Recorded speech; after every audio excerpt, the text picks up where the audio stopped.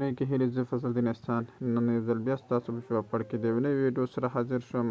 زه غواړم چې نن ورځ تاسو ته دا وښیم چې څنګه تاسو کولی شئ چې د موبایل د لارې په ژوندۍ بڼه د کرکټ میچونه یا دغه روان ورلډ کپ یا نور راتلونکي سیریزونه په اسانۍ سره وګورئ. د دې لپاره تاسو ته کولی شئ چې دوه سافټویر دي چې د هغو د لارې په هر یو کې تاسو زړه یې هغه کې کتلی شئ.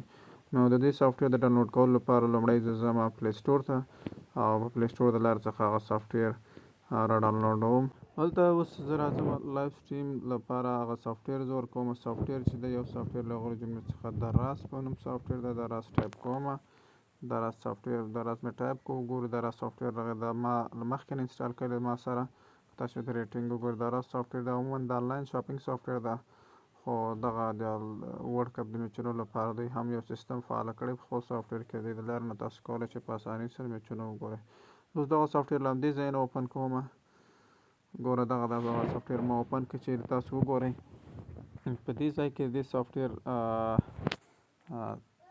دا وګورئ دې ځای کې د ورلډ کپ T20 ورلډ کپ یو آیکن شته.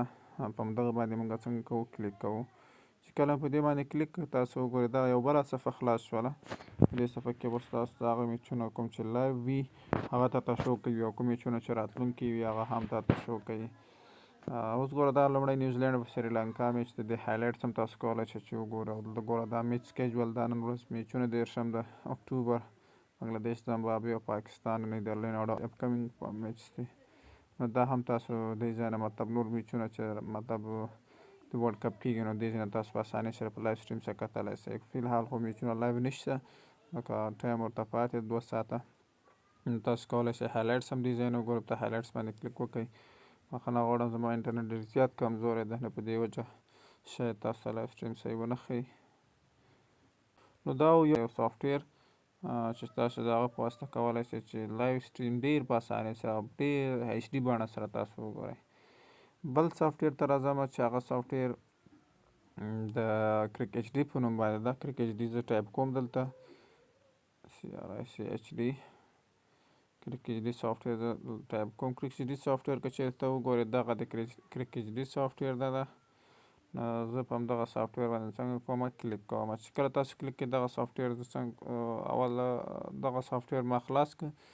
سافټویر زه ډاونلوډوم. ما مخکې نه ځان سره ډاونلوډ کړی دی په هغه کې مې انسټال کړی موبایل کې. زه صرف دې ځای نه څنګه کوم خلاصوم. چې خلاص مې کړ کرک HD سافټویر چې کله خلاص شي نو بیا هلته تاسو کتلی شئ. ګوره دلته ښکاره لیکلي T20 ورلډ کپس 2022 او بلې چې د هایلایټس چې کولی شئ ورلډ کپ هایلایټس هم وګورئ. کولی شئ تاسو ورلډ کپ میچونه له مختلفو چینلو څخه وګورئ. ګوره دلته فی الحال د بنګلادیش او زمبابوې میچ دوی خپله هایلایټس ورکړی ده او دا نور میچونه چې د نن ورځې میچونه دي تر اوسه پورې دا لافه ګوره دلته زه کلیک کوم. ما ته وایي چې دا لایف سټریمینګ به د میچ تر شروع کېدو نه 10 منټه مخکې فعاله شي او دا د بنګلادیش او زمبابوې لایف سټریم ده. دلته چې تاسو کلیک وکړئ ګوره لیکلي دي پرایمري سټریم دا د پرایمري چینل د لارې نه تاسو کولی شئ وګوره فل HD ډول سره کتلی شئ.